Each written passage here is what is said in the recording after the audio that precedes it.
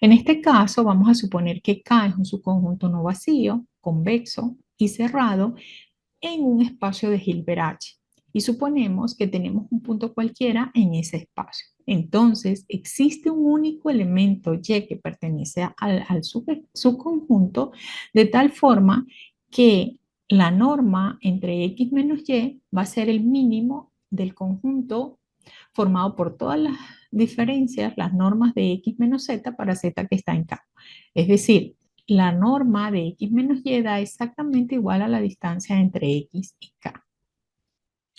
En primer lugar, notemos que efectivamente el ínfimo de ese conjunto existe porque K es no vacío. Al ser no vacío y cada uno de estos elementos ser números no negativos, nosotros tenemos que este conjunto es un conjunto no vacío y acotado inferiormente. Por lo tanto, existe el ínfimo de ese conjunto. Ese ínfimo lo vamos a denotar por D. ¿Ok? Ahora, usamos las propiedades de ínfimo para obtener, para cada número n que pertenece a los naturales, nosotros vamos a tener un elemento que pertenece a este subconjunto, de tal forma que la norma de x menos ese elemento que está en K debe ser menor o igual que el ínfimo más 1 sobre n, pero por supuesto también va a ser mayor o igual que ese ínfimo. ¿Ok?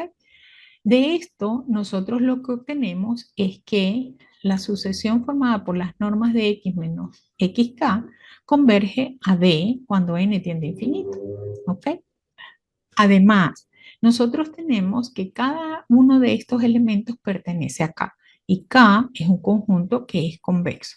Por lo tanto, xk más xm medios va a pertenecer acá para todo m y n que se tenga dentro de esa sucesión.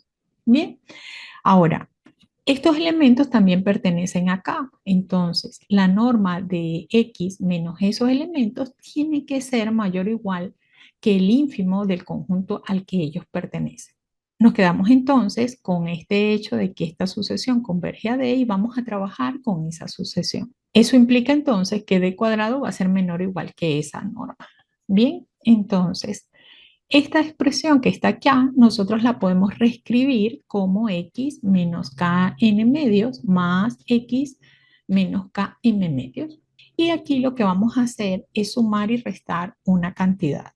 Esta expresión que está aquí, si se fijan, es exactamente la misma, excepto que aquí en lugar de ser suma, aquí sería diferencia. Si sumamos, restamos la misma expresión. Bien, entonces, ¿eso qué significa? Que en esta expresión que tenemos, las primeras dos sumandos, por la ley del paralelogramo, va a ser exactamente igual a dos veces la norma del primer sumando al cuadrado, más dos veces la norma del segundo sumando al cuadrado, menos esta misma expresión que está aquí, que en este caso cuando operamos, el x medios menos x medio me va a dar igual a cero, así que nos quedaría la norma de k sub m menos k sub n medios, esa norma al cuadrado. De aquí, nosotros, este 2 que es una constante, está elevado al cuadrado. Por lo tanto, vamos a tener que 4 veces d cuadrado va a ser menor o igual que 2 por la norma de x menos kn al cuadrado, más 2 veces la norma de x menos kn al cuadrado, menos esta diferencia que está acá al cuadrado. Bien, entonces, si operamos aquí, recordemos que todos estos son escalares, nosotros tenemos que esta diferencia de normas al cuadrado va a ser menor o igual que esta. Ahora, si nos fijamos, si nosotros hacemos en esta expresión que m y n tiendan a infinito, entonces esto va a converger de, ¿ya? La norma. Por lo tanto, la norma al cuadrado, esto convergería a d cuadrado. Entonces sería 2d cuadrado. Pero lo mismo sucede con esto. Así que esto sería 2 por d cuadrado. ¿Ok? Es decir, que el lado derecho de esa desigualdad converge a cero y todos estos términos son no negativos. Eso significa para nosotros entonces que esta sucesión formada por los k sub n es una sucesión de Cauchy. Son elementos de K, pero es una sucesión de Cauchy en H, que es un espacio completo, porque estamos suponiendo que es un espacio de Hilbert. Al ser un espacio completo, significa que existe un Y que se encuentra en H, de forma que esa sucesión K sub n converja a ese Y.